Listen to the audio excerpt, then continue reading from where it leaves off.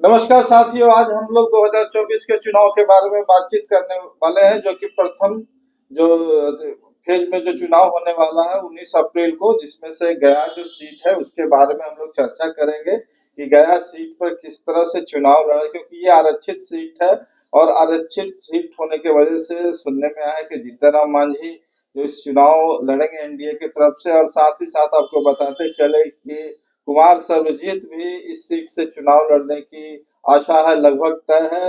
हम जानना चाहेंगे, हमारे साथ हरिकेश्वर राम जी हैं, साथ है अधिवक्ता महोदय भी हैं, और पूरी तरह से गया में किस तरह का जो सीट शेयरिंग की बात है, पिछले बार 2 चुनाव जीतनराम मांझी हार भी गए हैं, फिर भी इस बार जो उनको मिल रहा है टिकट, उनके गठबंधन को मिल रहा है, उसमें जीतनराम मांझी खड़ा होंगे। सर, क्या लगता है गया सीट का, जिस तरह से 2 मरते जीतनराम मांझी चुनाव हार गए फिर भी उनको टिकट मिल रहा है, आखिर क्यों सर? देखिए, ऐसा है कि दो कैंडिडेट अभी तक सामने आए हैं जी। तो एक आरजेडी से कुमार सर्वजीत, जो पूर्व एमपी राजेश कुमार जी के सुपुत्र हैं, वो मान लीजिए, और फिर एनडीए से जीतनराम मांझी, ठीक है। और एक और कैंडिडेट है शोषित समाज दल से भी, फेंकू दास, हम लोगों के संगठन से चूंकि जुड़े रहे हैं, आरक्षण बचाओ संविधान बचाओ मोर्चा से, और वो भी वहां पर शोषित समाज दल के कैंडिडेट हुए हैं, और वहाँ एक सरपंच अभी हैं, वर्तमान में चुने हुए सरपंच है, ठीक है। और अब हम आते हैं सवाल पर। आपने सवाल ये है कि जीतनराम मांझी 2 बार चुनाव हार चुके हैं, आप फिर अभी मान लेंगे फिर लड़ रहे हैं, तो उसको हारने का क्या कारण था? हारने के बाद फिर उनको बार बार टिकट क्यों मिल रहा है, ठीक है। तो उसके बारे में आपको बता दूं कि एक चेंजेस हुआ है विगत 2 चुनाव से, और इस चुनाव में एक चेंजेस, बहुत बड़ा चेंजेस हुआ है। चेंजेस ये हुआ है कि दोनों मुख्य गठबंधनों से मांझी समाज के लोग ही कैंडिडेट रहते हैं, तो टक्कर जब भी होते आया है तो मांझी समाज के लोगों के बीच टक्कर मान ले कि होते आया है। अब की पहली बार आरजेडी ने पासवान जाति से संबंधित कुमार सर्वजीत को टिकट दिया है, ठीक है। जहां तक सवाल है कि भाई ये जीतनराम मांझी 2 चुनाव में हारते क्यों रहे, तो नो डाउट जीतनराम मांझी एक बड़े ओहदा वाले हैं, बहुत बड़े नेता हैं, मुख्यमंत्री रहे हैं, और उनकी पहचान जो है बहुत ऊपर है। और जिस भी गठबंधन में जाते हैं तो वो गठबंधन में कम से कम उस क्षेत्र के लिए सबसे बड़े नेता हो जाते हैं। तो बताते हैं कि 2014 में मान लीजिए क्या हुआ कि ये जो है ना, ये थे बीजेपी के साथ, नहीं नीतीश कुमार के साथ थे, ठीक है। ये नीतीश कुमार के साथ थे 14 में, और वहां बीजेपी का पहले से एमपी था। अच्छा।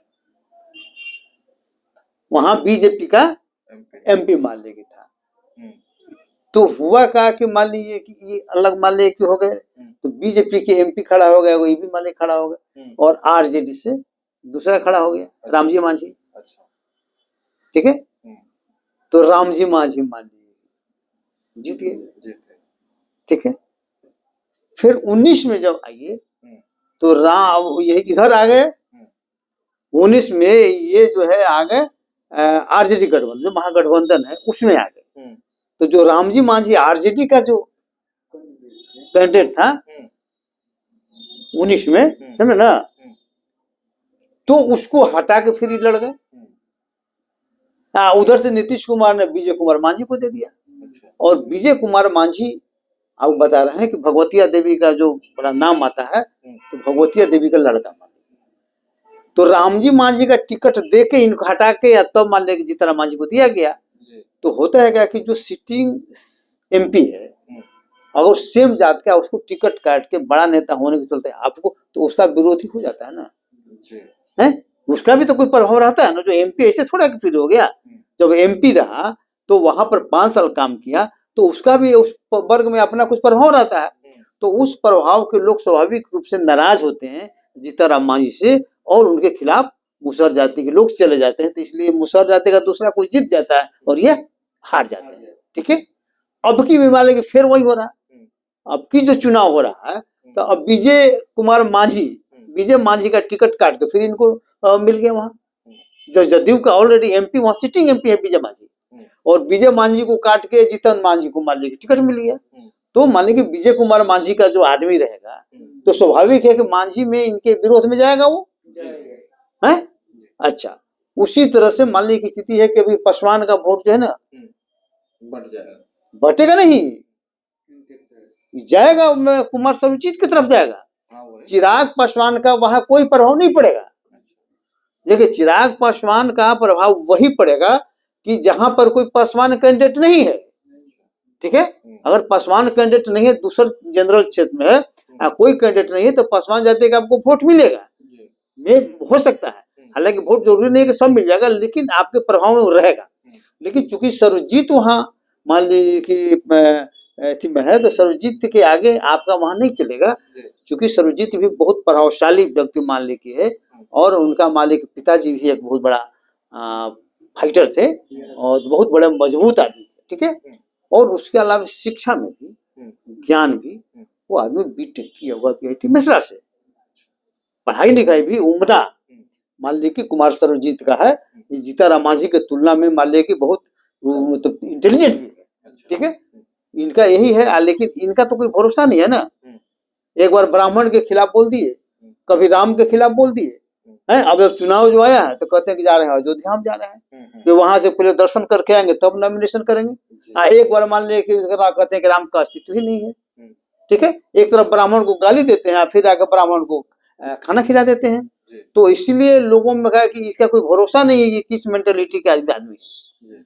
तो हमको लगता है कि जीताराम मांझी का बहुत अच्छा पोजीशन नहीं रहेगा, लड़ाई टसल होगा। चूंकि अब NDA चूंकि गठबंधन लड़ रहा है ना, व्यक्ति तो लड़ रहा है, लेकिन व्यक्तिगत तौर पर इनका इमेज बहुत डाउन है, नहीं ना। इसके बावजूद भी चूंकि दोनों गठबंधन में लड़ाई होना है, तो लड़ाई डिफिकल्ट भी है, और लड़ाई बराबरी का अभी तक के हिसाब से है। सर, सवाल आपसे सर कि क्या लगता है इस बार भी जीताराम मांझी सीट नहीं निकाल पाएंगे?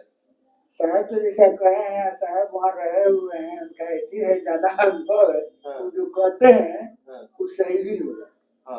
तो क्या सर्वजीत जो है कुमार सर्वजीत तो बहुत बड़ा एथी है, उसके पिताजी ही अपना एथी थे। हाँ, तो लड़ाई में मान होता है, मजबूत लड़ाई होगा। हाँ, मजबूत लड़ाई होगा वहाँ निश्चित रूप से। जब आप इस तरह की बातें कर रहे हैं, जिस तरह से बीजेपी कह रही है पिछले अनुभव के अनुसार कि हम 40 के 40 सीट लेंगे, जैसा कि आपने विश्लेषण किया, तो उसमें तो ऐसा लगता है कि एक सीट तो अभी 40 में कम एकदम निश्चित रूप से 40 का, और बाकी हमने एक सीट का सिर्फ गया का सिर्फ इसमें जिक्र किया है, बाकी सीट के बारे में नहीं किया है।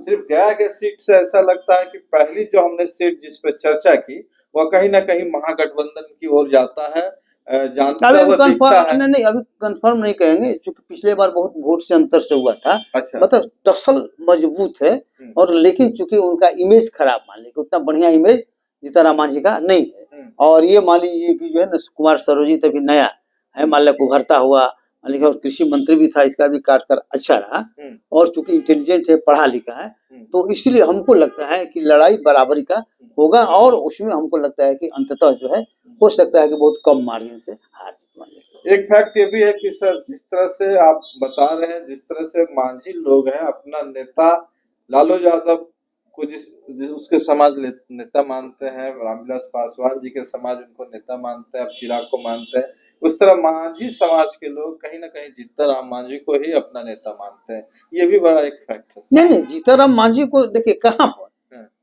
अगर किसी मांझी को काट के जाइएगा वहां पर, तब आपको नेता नहीं ना मानेगा। क्योंकि आप तो जब भी गए हैं तो एक मांझी को कुर्बान करके जा रहे हैं ना वहां, तो आपको क्यों नेता मानेगा? अगर दूसरे जगह आप जाइएगा तो आपको बात मानेगा, लेकिन मांझी को ही एक कत्ल करके, कुर्बान करके आप वहां बार बार जा रहे हैं, तो स्वाभाविक है कि आपका वहां भी लोगों में आपके खिलाफ तो होगा ना। दूसरी जगह हो सकता है, लेकिन चूंकि आप किसको कुर्बान करके जा रहे हैं, अब किसको कुर्बान करिएगा? मांझी मान लेंगे, विजय मांझी कौन है?